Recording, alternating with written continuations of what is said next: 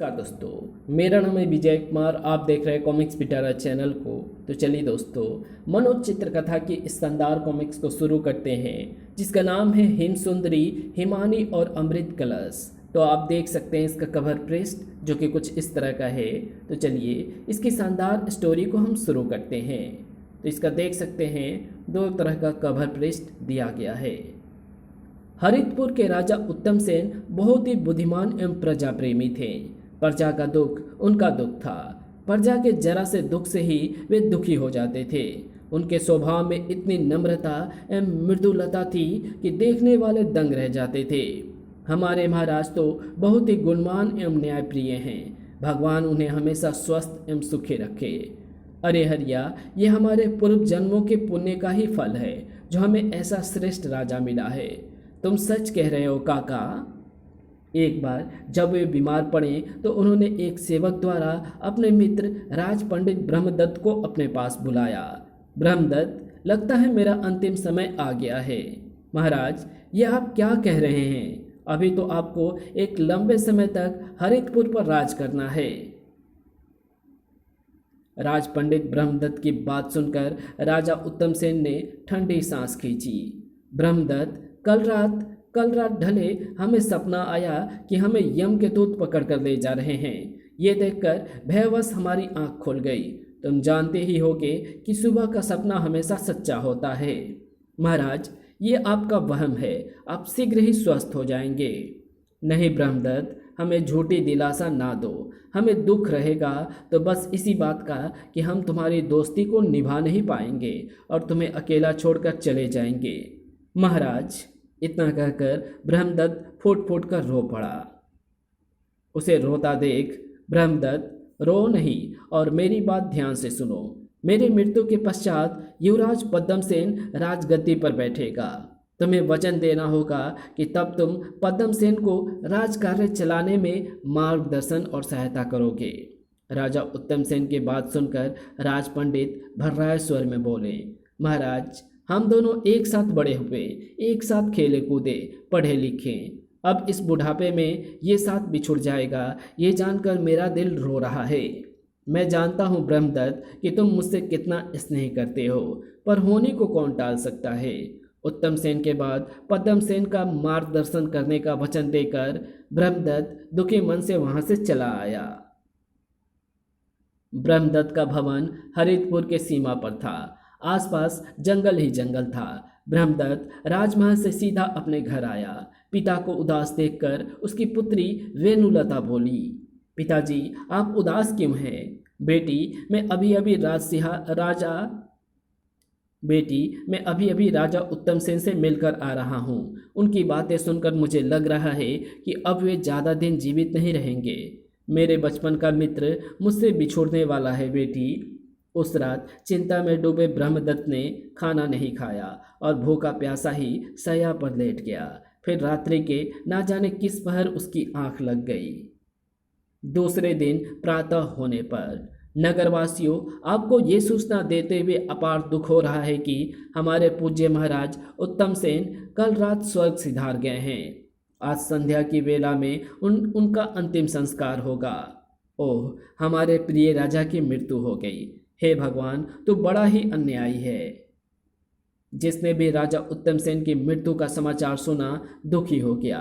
राज पंडित ब्रह्मदत्त राजा की मृत्यु की खबर पाकर दौड़ा दौड़ा वहां आया और मृत उत्तम सेन के पाँव में सिर रखकर फूट फूट कर रोता हुआ बोला, महाराज, आखिर तुम मुझे अकेला छोड़ ही गए। अब मैं किसको अपना मित्र कहूँगा। बहुत देर तक रोने के पश्चात राज पंडित ब्रह्मदत्त ने राजा उत्तम सेन के मृत शरीर के सामने शपथ ली। महाराज, मैं शपथ लेता हूँ कि युवराज पद्मसेन को पूर्ण सहयोग दूंगा और अगर मुझे हरितपुर राज्य के भलाई के लिए अपने प्राण भी देने पड़े तो तनिक भी नहीं हिचकूंगा। संध्या की वेला में पूर्ण राजकीय सम्मान के साथ राजा उत्तम सेन का दाह संस्कार किया गया। युवराज पद्मसेन ने चिता को अग्नि दी। अग्नि प्रज्वलित होते ही सारी प्रजा एक साथ चिल्ला उठी, राजा उत्तम सेन अमर रहे, राजा उत्तम सेन अमर रहे। भगवान महाराज की आत्मा को शांति देना। दूसरे दिन युवराज पद्मसेन का राज्य अभिषेक हुआ। ब्रह्मदत्त ने युवराज के माथे पर मंगल टीका लगाया, फिर उसके सिर पर राजमुकुट रखा। युवराज को राजमुकुट पहनाने के पश्चात ब्रह्मदत्त ने उपस्थित लोगों से कहा, आज से हरितपुर के राजा पद्मसेन हैं। मुझे आशा ही नहीं पूर्ण विश्वास है कि इनकी छत्रछाया में हरितपुर दिन दूनी रात चौगुनी उन्नति करेगा। राजा पद्मसेन चिरायु हो। दरबार में उपस्थित सभी दरबारी राजा पद्मसेन का जय घोष करने लगे। तब युवराज पद्मसेन अपने स्थान से उठे और बोले, उपस्थित सभासदों, आप लोगों ने मुझे बहुत ही महत्वपूर्ण पद सौंपा है। मैं वायदा करता हूँ कि मैं इस पद की गरिमा का ख्याल रखूँगा और सदैव प्रजा के हित में कार्य करूँगा।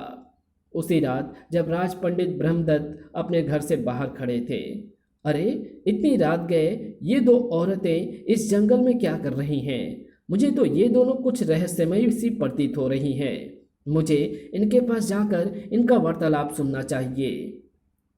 वो छिपता छिपाता उन दोनों स्त्रियों के समीप जा पहुंचा और एक पेड़ के पीछे छिपकर उनकी बातें सुनने लगा।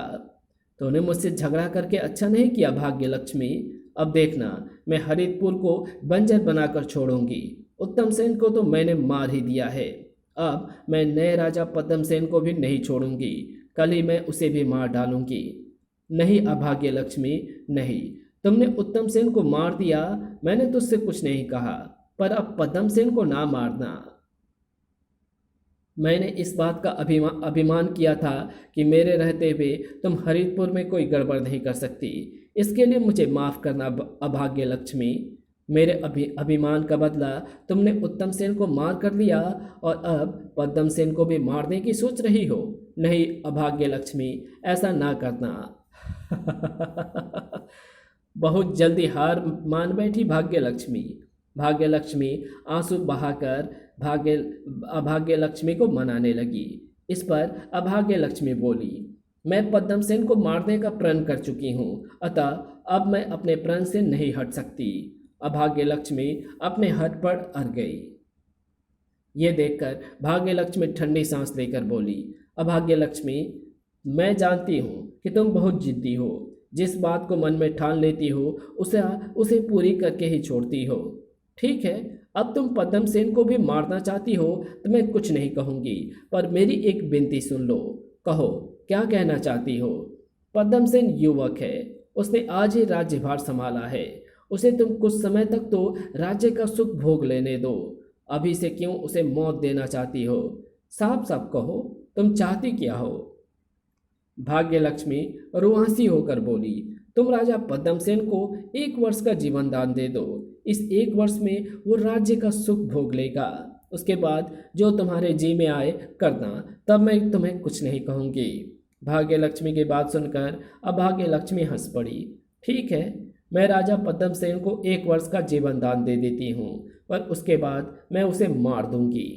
तुमने मेरी विनती स्वीकार कर ली, इसके लिए बहुत बहुत धन्यवाद अभाग्य लक्ष्मी। इसके बाद भाग्य लक्ष्मी को वहीं छोड़ अभाग्य लक्ष्मी वहां से चली गई।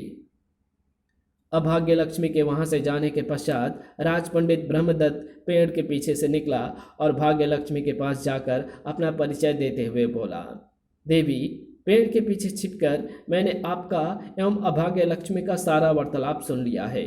अभाग्य लक्ष्मी की बात सुनकर लगता है कि वो हरितपुर को धूल में मिलाने की बुरी तरह आतुर है। क्या अभाग्य लक्ष्मी के प्रकोप से बचने का कोई भी उपाय नहीं है? उपाय तो है, लेकिन वो उपाय बहुत ही कठिन है। तुम मुझे वो उपाय बताओ, मैं उसे पूरा करने का भरकस प्रयास करूंगा। यहाँ से 1000 कोस की दूरी पर मेरुदंड पर्वत है। वो पर्वत हमेशा बर्फ से ढका रहता है। उस पर्वत की चोटी पर हिमानी नाम की एक हिमसुंदरी रहती है। उसके पास एक कलश है जिसमें अमृत भरा हुआ है। अगर कोई उस अमृत कलश को लाकर उस अमृत का छिड़काव हरितपुर राज्य में कर दे तो ये विपदा टल सकती है। ठीक है, मैं मेरुदंड पर्वत पर जाकर उस अमृत कलश को लाऊंगा और राजा पद्मसेन एवं हरितपुर की रक्षा करूंगा। लेकिन ये एक दुष्कर कार्य है। तुम वृद्ध हो, भला इस कार्य को कैसे कर पाओगे? भाग्यलक्ष्मी, मैं बूढ़ा ही सही, पर मैंने राजा उत्तम सेन को वचन दिया है कि हर हालत में मैं पद्म सेन की सुरक्षा एवं मार्गदर्शन करूंगा। तुम ये बताओ कि मेरुदंड पर्वत पर किस प्रकार जाया जा सकता है। ब्रह्मदत्त का दृढ़ निश्चय देख भाग्यलक्ष्मी प्रभावित हो उठी। आपके विचार जानकर मुझे बहुत प्रसन्नता हुई है। वैसे तो मैं स्वयं मेरुदंड पर्वत जाकर उस अमृत कलश को ही ले आती, पर मैं हरितपुर को छोड़कर एक पल के लिए भी नहीं जा सकती। मेरी अनुपस्थिति में अभाग्य लक्ष्मी कुछ भी कर सकती है। आपका कहना उचित है देवी, आप मुझे आज्ञा दीजिए। मैं अपनी जान पर खेलकर भी उस अमृत कलश को ले आऊंगा। भाग्यलक्ष्मी ब्रह्मदत्त से बोली। मेरुदंड पर्वत हमेशा बर्फ से ढका रहता है, इसलिए बर्फ पर चलना एवं वहाँ की जलवायु में जीवित रह पाना बहुत ही कठिन कार्य है। मैं तुम्हें एक विशेष प्रकार का लेप देती हूँ, उसे तुम अपने शरीर पर मलकर ही मेरुदंड पर्वत पर जाना।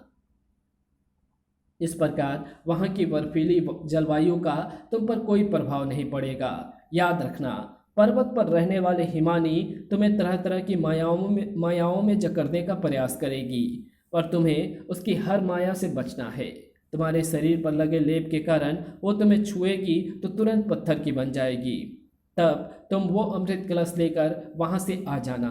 एक बात और याद रखना, तुम्हारे शरीर पर लगा लेप उतरना नहीं चाहिए, वरना तुम भी पत्थर के बन जाओगे। मैं तुम्हारी सभी बातें ध्यान रखूंगा। भाग्यलक्ष्मी।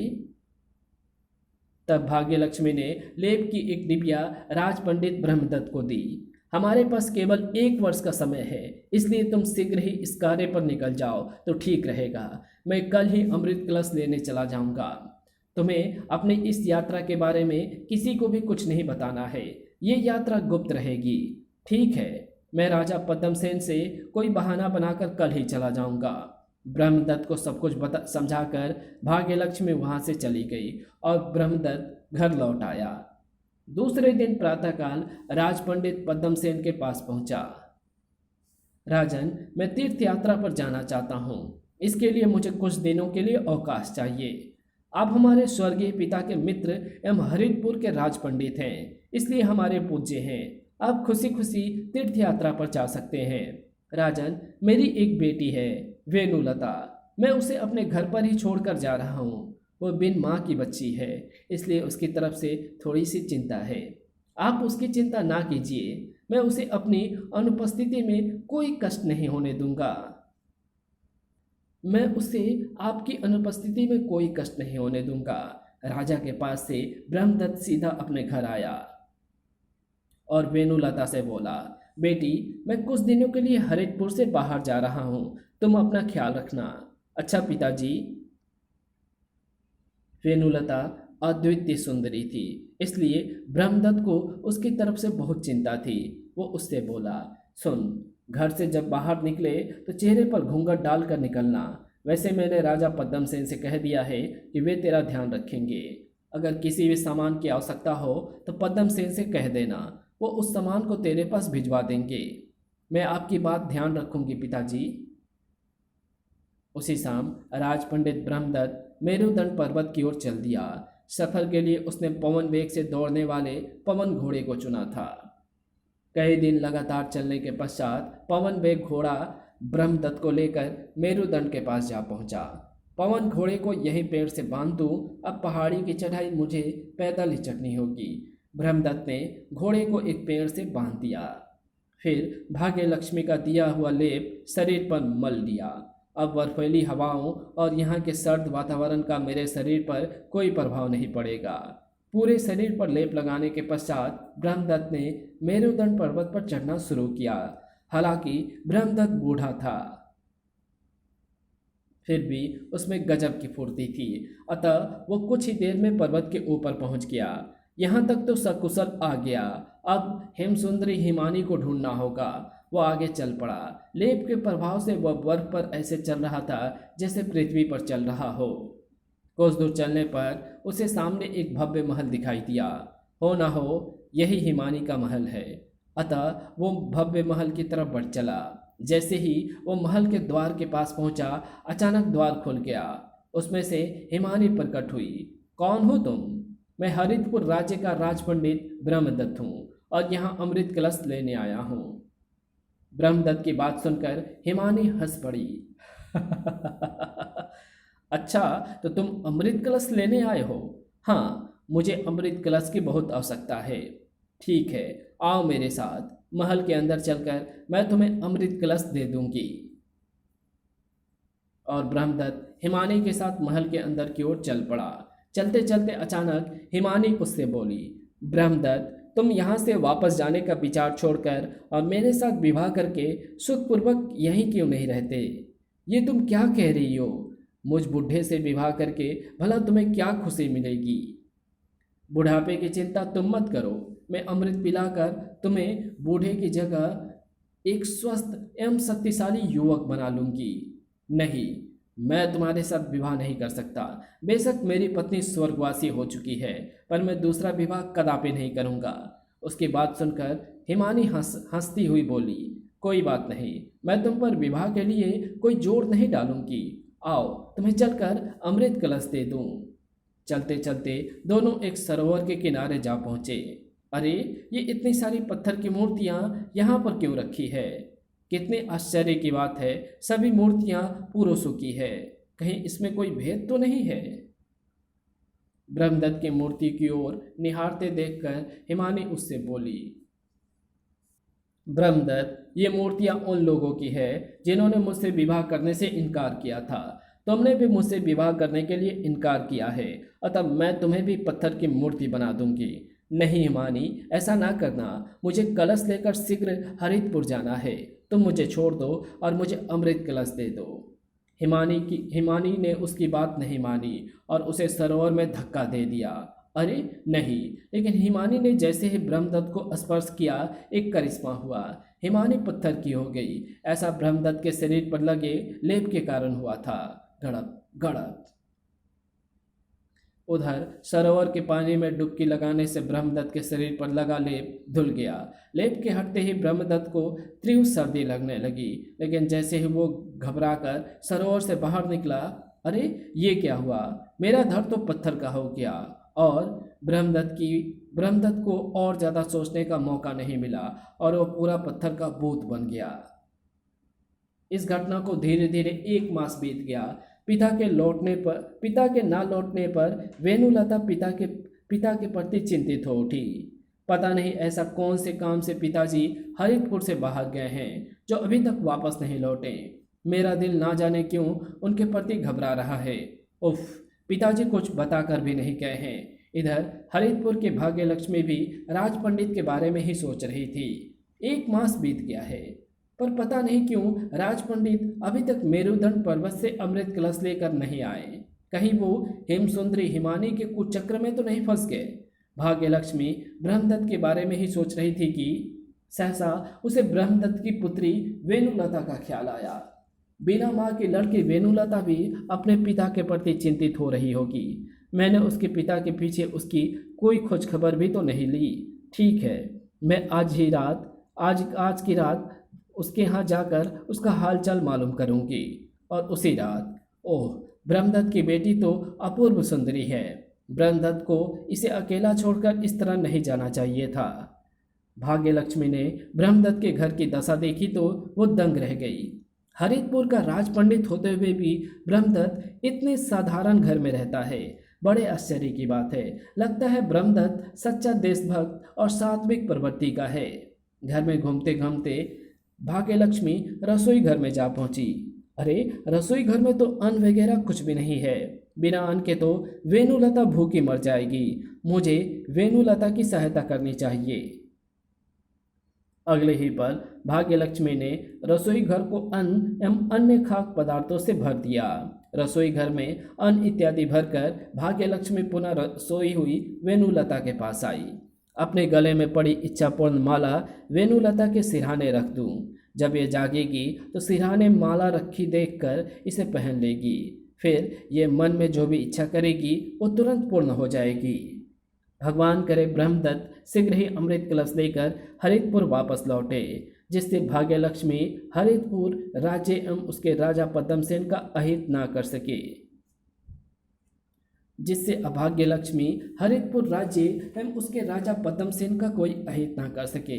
फिर भाग्य लक्ष्मी वहाँ से चली गई। उसके जाते ही अभाग्य लक्ष्मी वहाँ प्रकट हुई। जब तक वो अदृश्य होकर भाग्य लक्ष्मी के सभी क्रियाकलाप देख रही थी। भाग्य लक्ष्मी, तू जैसा सोच रही है मैं वैसा कदापि नहीं होने दूंगी। तेरी ये माला अपना प्रभाव तो अवश्य दिखाएगी, पर कल इस माला का प्रभाव देखकर तू दंग रह जाएगी। मन ही मन कुछ निर्णय करके अभाग्य लक्ष्मी वहां से अदृश्य हो गई।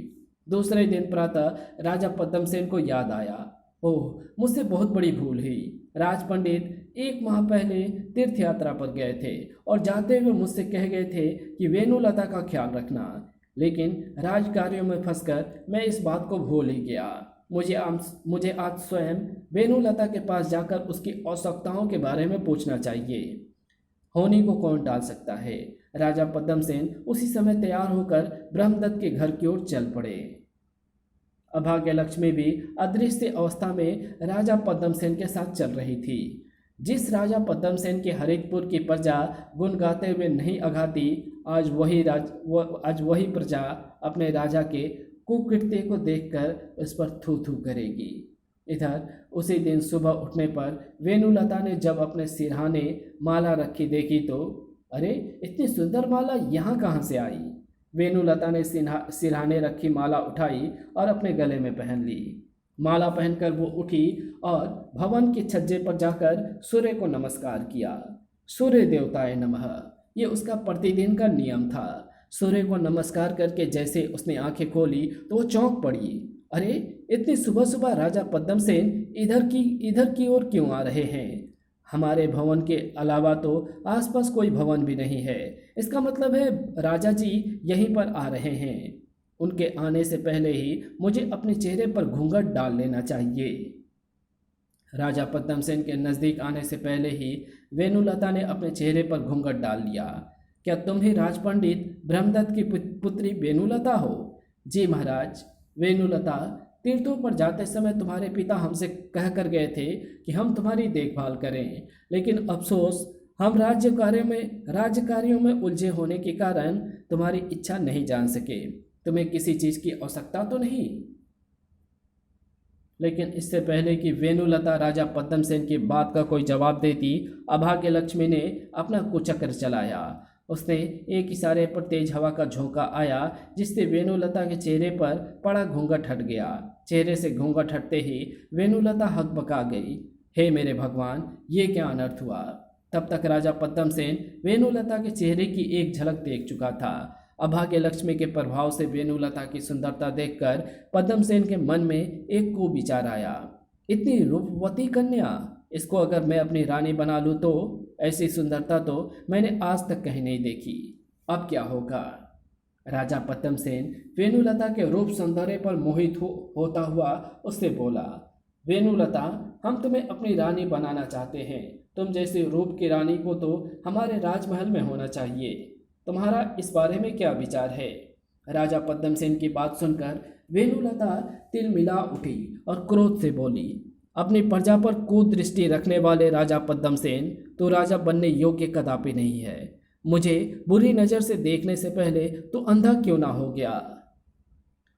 वेणुलता के ये कहने भर की देर थी कि नीचे खड़ा राजा पद्मसेन अपनी आंखों पर हाथ रखकर चिल्ला पड़ा, आह, मेरी आंखों को क्या हो गया, मुझे कुछ दिखाई नहीं दे रहा है। ये सब भाग्य लक्ष्मी की इच्छापूर्ण माला का चमत्कार था। वेणुलता राजा को अंधा देखकर चकित थी। वह आश्चर्य में डूबी सोचने लगी, ये क्या चमत्कार हुआ। मेरे कहने भर की देर थी कि राजा पद्मसेन तुरंत अंधा हो गया। उधर नीचे खड़े राजा पद्मसेन के दिमाग में सहसा एक विचार आया, ये लड़की कहीं जादूगरनी तो नहीं है।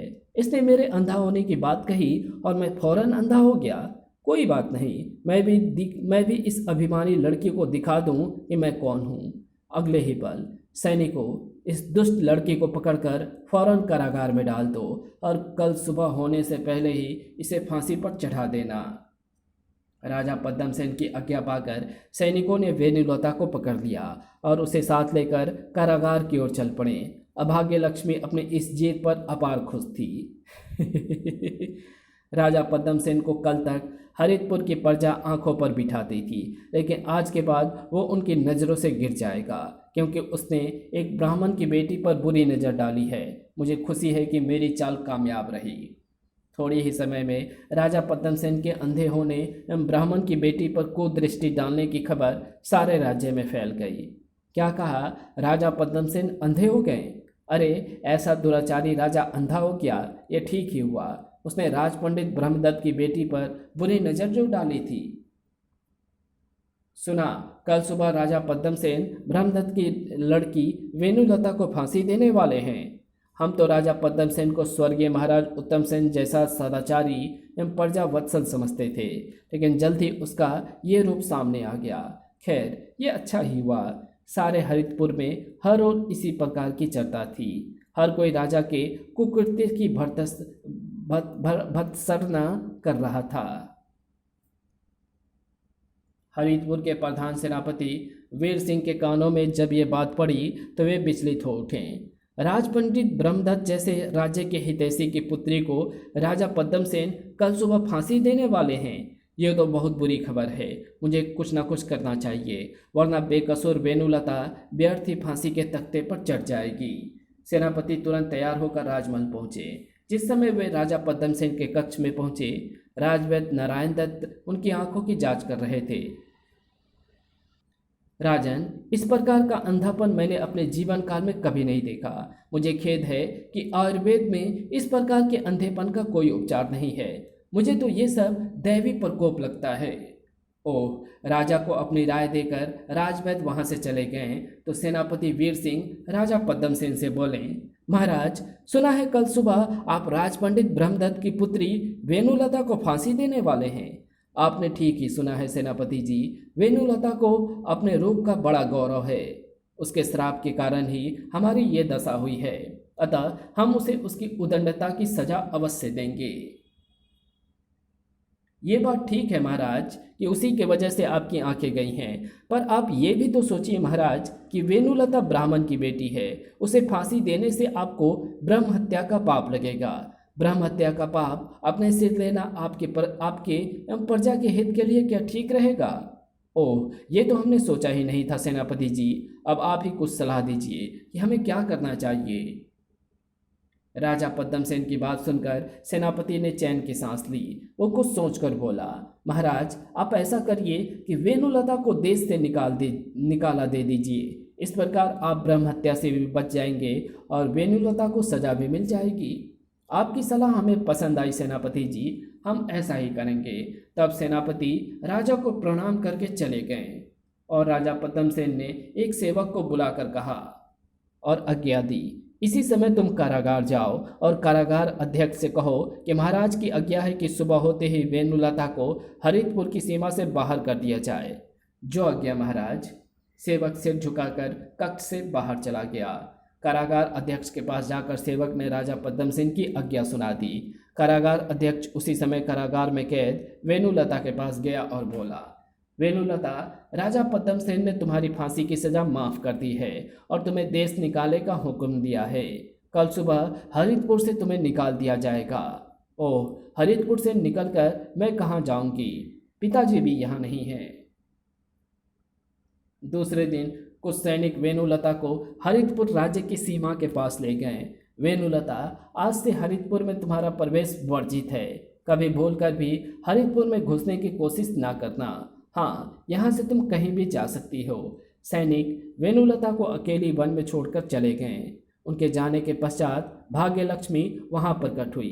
भाग्यलक्ष्मी को अपने सामने पाकर वेणुलता चौंक पड़ी। आप कौन हैं?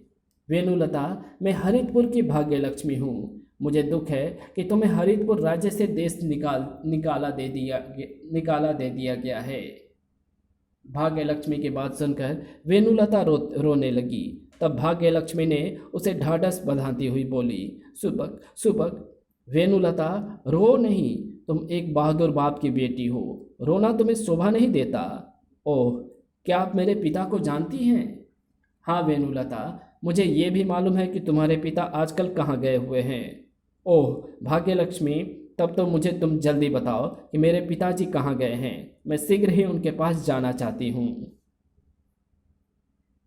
तब भाग्यलक्ष्मी ने वेणुलता को अभाग्यलक्ष्मी से हुए झगड़े की सारी बात बताई और बोली, तुम्हारे पिता राजा पद्मसेन एवं हरितपुर राज्य की भलाई के लिए अमृत कलश लेने मेरुदंड पर्वत पर 1 मास पहले गए थे, पर अभी तक वापस नहीं लौटे।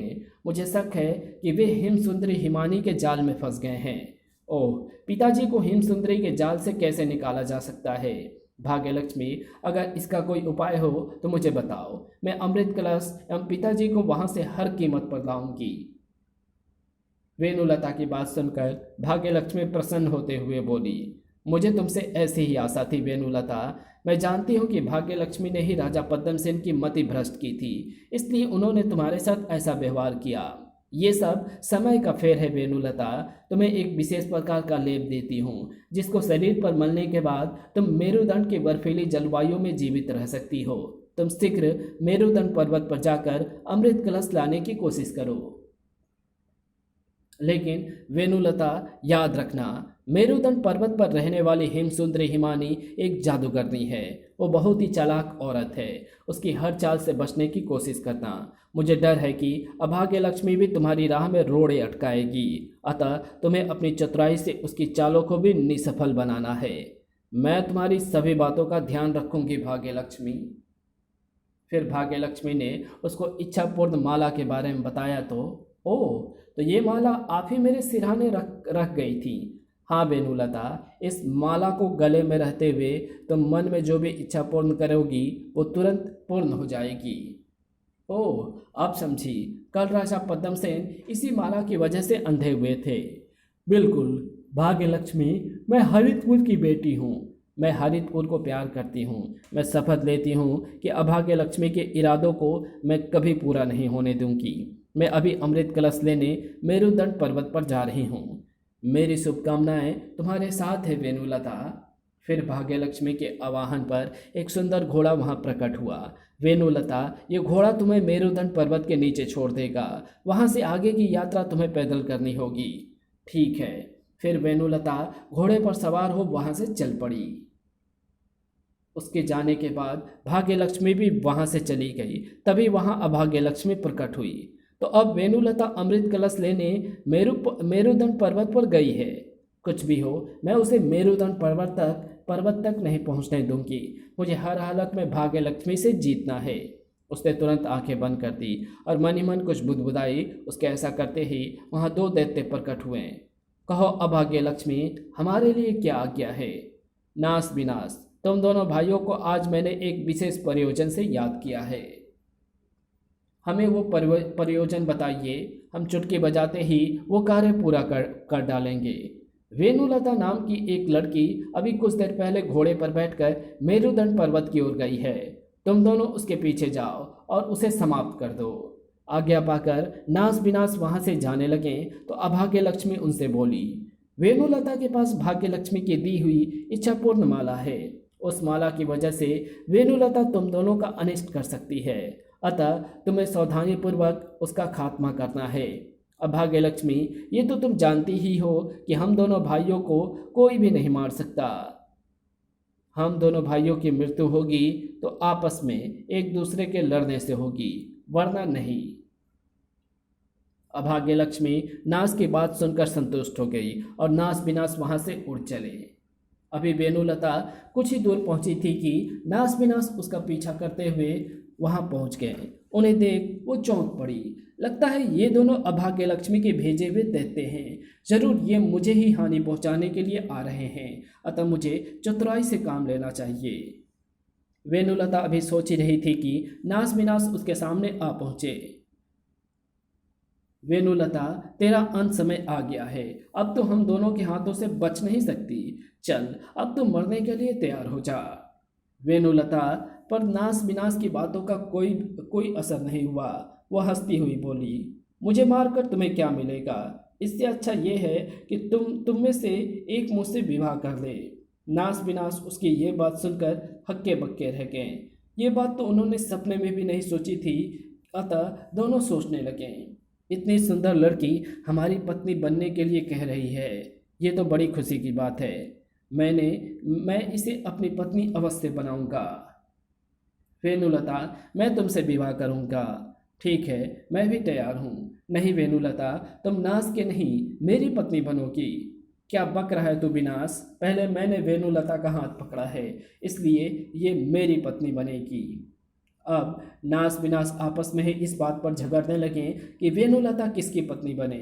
ये देखकर वेणुलता उनसे बोली, मैं पत्नी तो किसी एक की ही बन सकती हूँ, अतः पहले आप दोनों ये निर्णय कर लें कि किसकी पत्नी बनूं। तुम ही कोई फैसला करो ना वेणुलता। हाँ, तुम ही बताओ वेणुलता, इस बात का निर्णय कैसे होगा कि हम दोनों में से कौन तुम्हारे साथ विवाह करे। तब वेणुलता उससे बोली, इसका एक ही उपाय है, तुम दोनों आपस में मल्ल युद्ध करो। जो भी मल्ल युद्ध में विजयी होगा मैं उसी के साथ विवाह करूंगी। वेणुलता की बात सुनते ही नास विनाश आपस में भिड़ गए। इसे कहते हैं सांप भी मर जाए और लाठी भी ना टूटे। अब ये दोनों दैत्य आपस में ही लड़ते लड़ते मर जाएंगे। दोनों एक दूसरे पर दांव आजमाने लगे। फिर एक मौका मिलते ही नास ने लपक कर विनाश का गला दोनों हाथों से जकड़ लिया। मेरा दम घुट रहा है। विनाश ने बहुत कोशिश की नास उसकी गर्दन छोड़ दे, पर वो सफल नहीं हो सका। तब क्रोध में भरकर विनाश ने भी नास की गर्दन हाथों में दबा ली। बस अब इन दोनों का अंत निकट है। नास विनाश ने एक दूसरे की गर्दन बुरी तरह जकड़ी हुई थी। कुछ ही देर में दम घुटने से वो दोनों पृथ्वी पर गिर पड़े और तत्काल ही उन दोनों की मृत्यु हो गई। चले थे मुझसे विवाह करने, पापी कहीं के। उसके बाद फिर वह आगे चल पड़ी। इधर हरितपुर में अभाग्य लक्ष्मी प्रसन्न हो रही थी। नास विनाश ने अब तक वेणुलता को खत्म कर दिया होगा। वेणुलता के बाद अब देखती हूँ कि अमृत कलश कौन लेकर आता है। उधर लंबी यात्रा के पश्चात वेणुलता मेरुदंड पर्वत के पास पहुंच गई। उसने अपने घोड़े को वहीं एक पेड़ से बांधा और अपने शरीर पर भाग्यलक्ष्मी का दिया हुआ लेप मल लिया। इसके पश्चात उसने पर्वत पर चढ़ना शुरू कर दिया। अनथक प्रयत्न करते करते आखिरकार वो पर्वत के ऊपर पहुंच ही गई। लगता है ये महल हिमसुंदरी हिमानी का है, लेकिन हिमानी तो कहीं भी दिखाई नहीं दे रही है। मुझे महल के अंदर चलकर हिमानी की खोज करनी चाहिए। अतः वेणुलता महल के द्वार की ओर ही बढ़ी चली। महल में प्रवेश करके जैसे वेणुलता महल के आंगन में पहुंची, एक आवाज आई, ठहरो लड़की, ठहरो, यहाँ आओ। वेणुलता ने चारों तरफ नजर घुमाकर देखा, लेकिन उसे कोई दिखाई नहीं दिया। कौन हो तुम और महल में क्यों प्रवेश करना चाहती हो? मैं यहाँ पर अमृत कलश लेने आई हूँ। वेणुलता का इतना कहना था कि वेणुलता के सामने एक अजीबोगरीब दैत्य प्रकट हुआ। फुस, मैं हिमानी का विशेष सेवक हूँ, अब तुम मेरे हाथों नहीं बचोगी। अब तुम मेरे सेवक बन जाओ। तुरंत ही वो दैत्य वेणुलता का गुलाम बन गया। मेरे लिए क्या आज्ञा है स्वामिनी? मैं अमृत कलश की तलाश में यहाँ आई हूँ, मुझे बताओ कि वो कहाँ मिलेगा। महल के अंदर एक सरोवर है, उस सरोवर के किनारे पर खड़ी होकर तुम 3 बार अमृत कलश कहकर पुकारना। तुम्हारे ऐसा कहने पर सरोवर में से एक कमल का फूल निकलेगा। उस कमल के बीच में ही अमृत कलश रखा होगा। तुम्हें पानी पर चलकर उस अमृत कलश तक पहुंचना है। अगर तुम ये कार्य कर सकी तो अमृत कलश तुम्हें मिल जाएगा, वरना नहीं। वाह, मेरे लिए ये कोई कठिन कार्य नहीं है। भाग्य लक्ष्मी की दी हुई इच्छापूर्ण माला मेरे लिए अब काम आएगी। वेणुलता महल के अंदर की ओर चल दी। महल की स्वामिनी हिमसुंदरी हिमानी का पता नहीं कहाँ है। अभी तक तो वो कहीं दिखाई नहीं दी। महल में घूमती घामती वेणुलता को दूर एक सरोवर दिखाई दिया। शायद ये वही सरोवर है जहाँ पर अमृत कलश रखा है। मुझे उस ओर चलना चाहिए। अरे ये क्या? सरोवर के किनारे पर इतनी सारी पत्थर की मानव मूर्तियाँ, इसका क्या मतलब है? वेणुलता उत्सुकता से भरी हुई सरोवर के किनारे पर पहुंची तो अपने पिता ब्रह्मदत्त को पत्थर की मूर्ति बना देखकर चौंक गई। हाय, पिताजी को पत्थर की मूर्ति किसने बना दी? ये यहाँ पर पत्थर की मूर्ति बने पड़े थे, तभी तो इतने समय से हरितपुर वापस नहीं लौटे। वेणुलता ने इच्छापूर्ण माला की ओर देखकर कहा, इच्छापूर्ण माला मेरे पिताजी को हाड़ मांस का मनुष्य बना दे। वेणुलता को ये कहते ही पत्थर बने ब्रह्मदत्त में प्राण वापस आ गए। वे वेणुलता को देखकर बोले, बेटी तुम यहाँ कैसे? पिताजी मैं यहाँ अमृत कलश लेने आई हूँ। तब वेणुलता ने ब्रह्मदत्त को अपने वहाँ पहुँचने की सारी बात बताई। सारी बात सुनकर ब्रह्मदत्त वेणुलता से बोले, यहाँ जितनी भी पत्थर की मूर्तियाँ हैं ये सब मनुष्य हैं। ये यहाँ पर अमृत कलश लेने आए थे, पर हिमानी ने इन्हें पत्थर का बना दिया है। इन्हीं मूर्तियों में से एक पत्थर की मूर्ति हिमानी की भी है। वो मुझे छूते ही पत्थर की बन गई थी। ओह, तभी तो हिमसुंदरी हिमानी मुझे यहाँ पर कहीं नहीं मिली।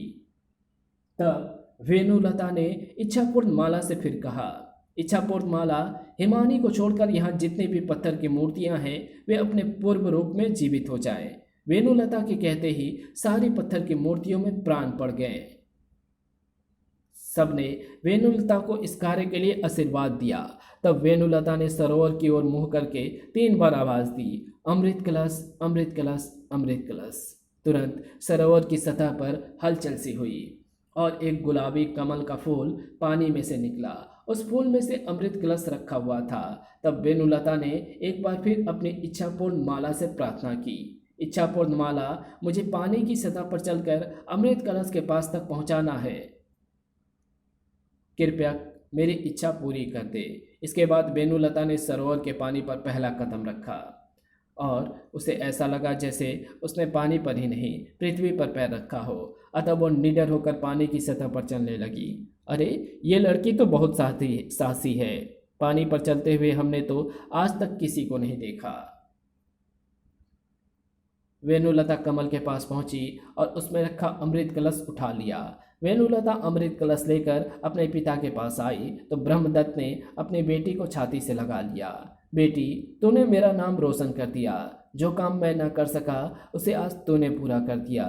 पिताजी, ये तो मेरा कर्तव्य था। अमृत कलश को लेकर वेणुलता एवं ब्रह्मदत्त वहाँ से चल पड़े। अन्य लोग भी उसके साथ साथ चल पड़े। जब वे महल के द्वार पर आए तो इच्छापूर्ण माला, इस दैत्य को भी पत्थर का कर दे। इसने भी न जाने कितने लोगों की जानें ली होगी। तुरंत ही वो दैत्य भी पत्थर का बन गया। तब महल से निकलकर अन्य लोग तो अपने अपने देश चले गए और वेणुलता ब्रह्मदत्त के साथ अपने घोड़े पर बैठ गई। वेणुलता ने मन ही मन कामना की, इच्छापूर्ण माला, हमारे घोड़े को एक ही पल में हरितपुर पहुंचा दे।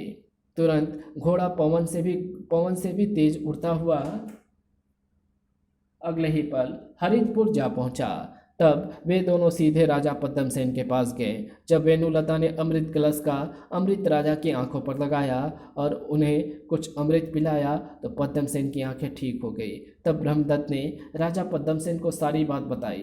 सारी बात जानकर राजा पद्मसेन वेणुलता से बोले, वेणुलता, हमें क्षमा कर दो, हमने तुम पर बुरी बुरी दृष्टि डाली थी।